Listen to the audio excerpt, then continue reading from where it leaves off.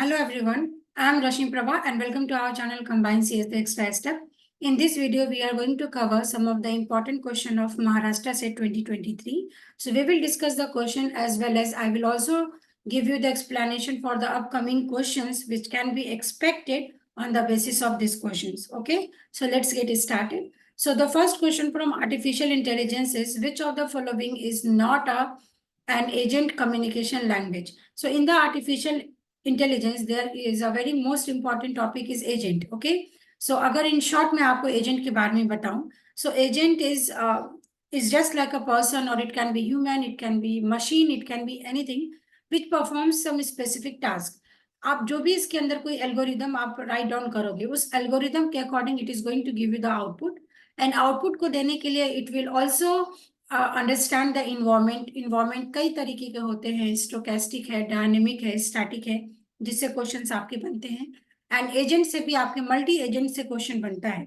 But this are the advance topic जहां से ये पूछ लिया गया है आपसे what are the different types of agent communication language. Okay, तो सबसे पहली बात ये क्वेश्चंस नेट में तो नहीं देखा गया है बट सेट में थोड़ा अलग तरीके का क्वेश्चंस देखा जाता है.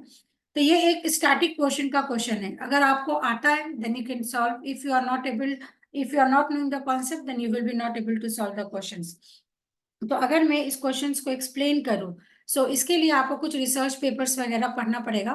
जैसे I am giving the reference from this research paper which is written by this person and he has explain everything about the agent communication language. तो अगर आप इसके इंडेक्स से ही देखोगे तो यहाँ पे आपको दो इंपॉर्टेंट चीजें मिलेंगी, that is ACL and in the ACL we have knowledge query manipulation language and then we have foundation for intelligent physical agent and then we have agent communication language. तो इस तरीके से दो तीन लैंग्वेजेस के बारे में डिटेल में समझाया गया है. जब आपका प्रेडिकेट लॉजिक फेल होता है where you are not able to solve any problem by the predicate logic then these types of communication language is used in AI so that we can communicate with the machine.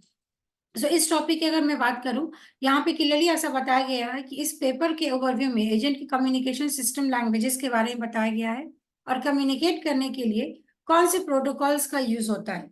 दो तरीके की language है present में, that is knowledge query manipulation language and the second one is foundation for intelligent physical agent. तो आप for the net examination जो भी aspirants इस वीडियो को देख रहे हैं आपको इसका फुल फॉर्म भी मालूम होना चाहिए बिकॉज अगर उन्होंने क्वेश्चन नहीं पूछा है तो they can ask you the full form. तो ACL का फुल फॉर्म है एजेंट कम्युनिकेशन लैंग्वेज, KQML का फुल फॉर्म है knowledge query manipulation language and FIPA का मतलब है foundation for intelligent and physical agent. Okay, introduction वगैरह ये मैं शेयर कर दूंगी अपने टेलीग्राम चैनल पे, आप उसको रीड कर लीजिएगा. ये जो कॉन्सेप्ट है ये दिया गया था ARPA में which is your advance research project agency knowledge sharing effort, that is KSE. इसके अंदर काफी सारे लैंग्वेजेस को प्रपोज किया गया था कि how we are going to solve complex problem. तो अगर हम बात करें किसी भी एजेंट को कम्युनिकेट करने के लिए कुछ रिक्वायरमेंट्स होती है, लाइक किस फॉर्म में है, कंटेंट क्या है, सिमेंटिक क्या है, इन्वायरमेंट क्या है, नेटवर्किंग के प्रोटोकॉल्स क्या यूज हो रहे हैं, is it reliable, is it implementation is possible, yes और नो.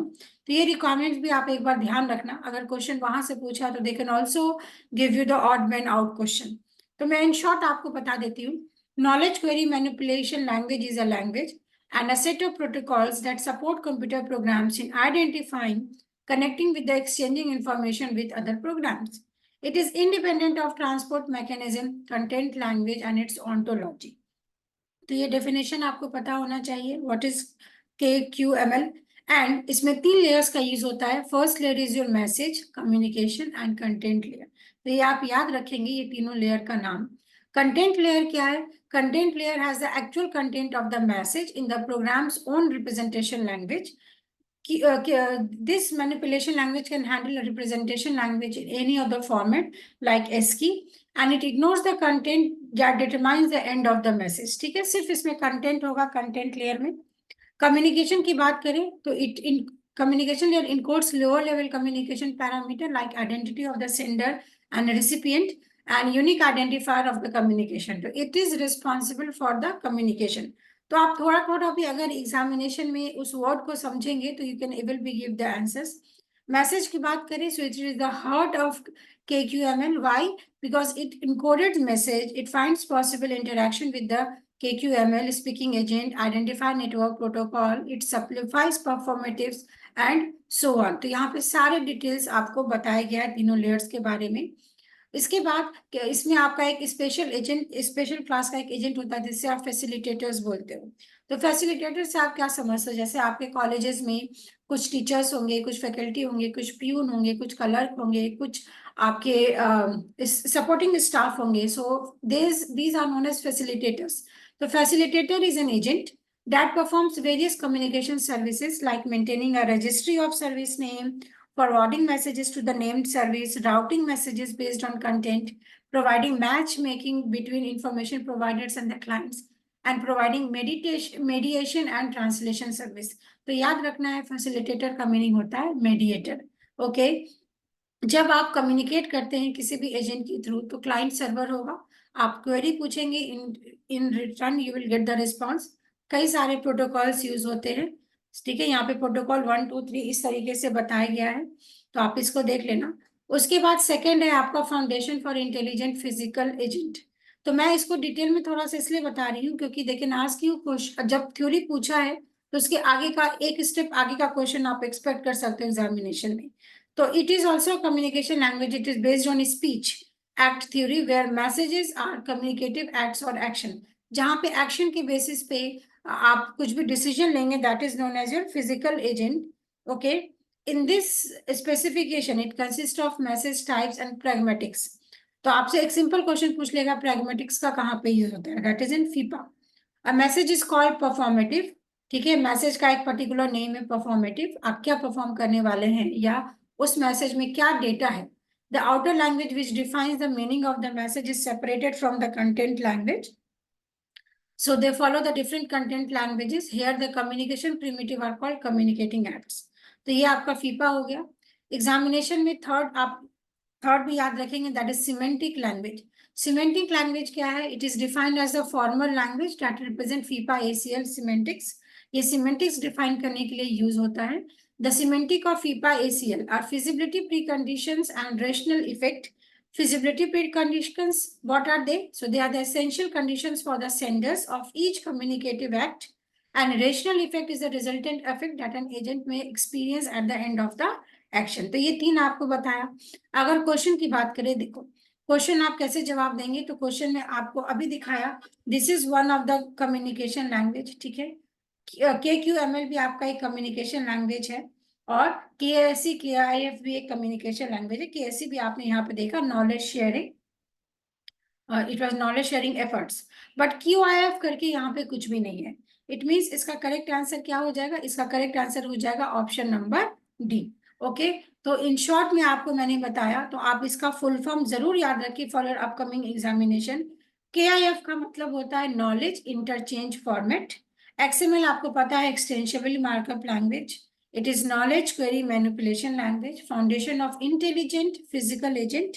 SOAP based protocol का यूज होता है कम्युनिकेशन करने के लिए। So this is our topic of computer network, simple object access protocol and agent communication language. तो इस तरीके से जब आप किसी भी एग्जामिनेशन का प्रिपरेशन करते हैं, क्वेश्चन को सॉल्व करें। अगर क्वेश्चन आपको नहीं आता है तो इसका ऑप्शंस चेक करें, उसके बारे में थोड़ा सा गूगल करें और उसको थोड़ा सा एक्सप्लोर करें, सो दैट कि अगर क्वेश्चन एक स्टेप आगे का पूछता है तो you can easily give the answers. तो इसके फुल फॉर्म इंपॉर्टेंट है, सबका डिफरेंसेस आपको पता होना चाहिए। What is the basic difference between KSC, फीपा, KQML। तो ये नेक्स्ट एग्जाम के लिए इंपॉर्टेंट हो जाएगा, ठीक है। एक और क्वेश्चन हम यहाँ पे डिस्कस कर लेते हैं। Second question was in 2023 was an intermediate form between the syntactic and logical form used in natural language processing is known as। NLP बहुत इंपॉर्टेंट टॉपिक है for the net and set. पहले 2019 around बहुत basic questions पूछ रहे थे, but अब यहाँ पे उसके अंदर से क्वेश्चंस पूछने लगे हैं। तो एटलीस्ट एक बार आप NLP का ट्यूटोरियल या विकिपीडिया को जरूर पढ़ के जाएं, it will be helpful for both the examination. तो यहाँ पे ये पूछा है कौन सा ऐसा फॉर्म है जो सिंथेटिक एंड लॉजिकल फॉर्म के तरीके से यूज होता है NLP में। Okay, so the correct answer is quasi logical form. अगर आपने TOC थोड़ा सा भी पढ़ा है या डिस्क्रीट मैथमेटिक्स पढ़ा है, वहां पे क्वासी एक टर्म है जिससे रिलेटेड डिफरेंट फॉर्म्स होते हैं जो आपको सिखाया जाता है। तो व्हाट इज दिस फॉर्म? तो basically it can be translated into a regular first order predicate logic. और नॉलेज को रिप्रेजेंट करने के लिए this was a traditional method जो आपको सिखाया जाता है किस तरीके से फॉर ऑल का आप यूज करेंगे और एग्जिस्टेंशियल क्वांटिफायर का यूज करेंगे। ठीक है, तो यहाँ पे ये जो इंफॉर्मेशन है ये सिंटैटिक और लॉजिकल फॉर्म के बीच में कॉम्बिनेशन को बताता है, and that is what it is known as quasi logical form. तो अगर हम सिंथेटिक एनालिसिस की बात करें, what is the simple meaning of synthetic analysis? It focuses on the form and syntax, meaning it is a relationship between the words in the sentence. तो ये याद रखना है आपको, क्योंकि एनएलपी के 4 फॉर्म होते हैं, सिंटेक्स, सिमेंटिक, इससे भी क्वेश्चन पूछा गया। तो सिंटेक्स से आप क्या समझते हो? सिंटेक्स का सिंपल सा मीनिंग है, अगर मैंने बोला कि पाइथन का हर एक स्टेटमेंट सेमीकॉल सॉरी एसक्यूएल का हर एक स्टेटमेंट सेमीकॉलन से टर्मिनेट होता है, तो this is a syntax. Similarly आपने टीओसी में पढ़ा है, किसी भी लैंग्वेज को समझने के लिए आपको पहले उसके ग्रामर के रूल्स पता होना चाहिए, because if you are not able to know the grammar then how you are going to speak और आइडेंटिफाई कि ये करेक्ट फॉर्म है या नहीं है।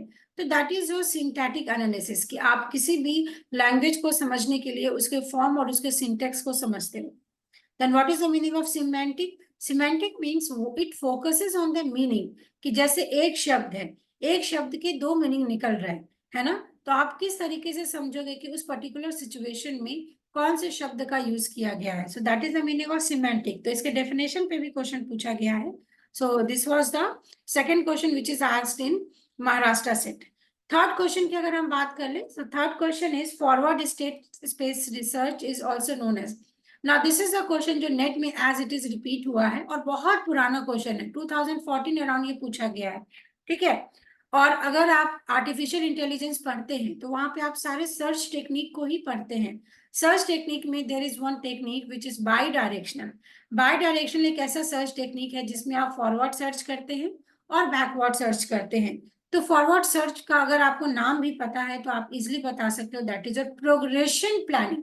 आप आगे की प्लानिंग कर रहे हैं। एंड सिमिलरली अगर बैकवर्ड सर्च की बात होगी तो इसका आंसर हो जाएगा रिग्रेशन।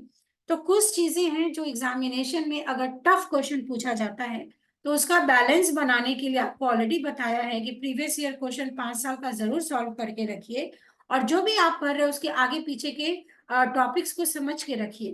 तो क्या बताया मैंने आपको कि फॉरवर्ड स्पेस का मतलब फॉरवर्ड स्टेट स्पेस का मतलब प्रोग्रेशन प्लानिंग। सिमिलरली अगर एग्जामिनेशन में आपसे पूछ लिया बैकवर्ड स्टेट स्पेस सर्च को क्या बोल सकते हैं, so that is your regression planning. Consistency planning कुछ भी नहीं होता है, contingency again this is one of the laws that you are suppose to learn when you are learning first order predicate logic, कि कैसे आप आइडेंटिफाई करेंगे कि कोई भी बूलियन एक्सप्रेशन कंटीजेंट है या नहीं है। तो ये 3 टॉपिक हमने कवर किया है महाराष्ट्र सेट का। और इससे रिलेटेड मैंने फिर से बता देती हूँ कि ये क्वेश्चन आपका प्रीवियस, मतलब आप समझो कि ये क्वेश्चन प्रीवियस ईयर क्वेश्चन हो गया।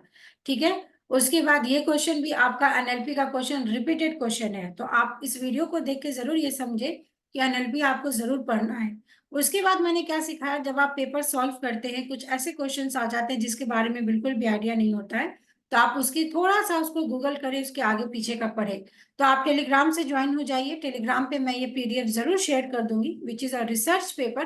तो at least go through this research paper, and this is one of the document जिसके अंदर बहुत डिटेल में समझाया गया है कि आपका एसीएल और जो नॉलेज क्वेरी मैनिपुलेशन लैंग्वेज है उसके अंदर और भी किस तरीके से आप डिफरेंसेस को समझ सकते हैं और उसको आगे बढ़ सकते हैं। सो this was all about today's video. I hope you like the videos, और इसी तरीके के इंपॉर्टेंट वीडियोस के लिए हमारे चैनल को जरूर सब्सक्राइब करके रखें।